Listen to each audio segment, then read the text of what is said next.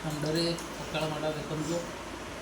ଭେଣ୍ଡି ଚଟଣି ଅଛି, ବାଇଗଣ ଚଟଣି ଅଛି, ବିଲାତି କାକୁଡ଼ି ଅଛି, ଜହ୍ନି ଅଛି, ମାଛ ଭଜା ଅଛି।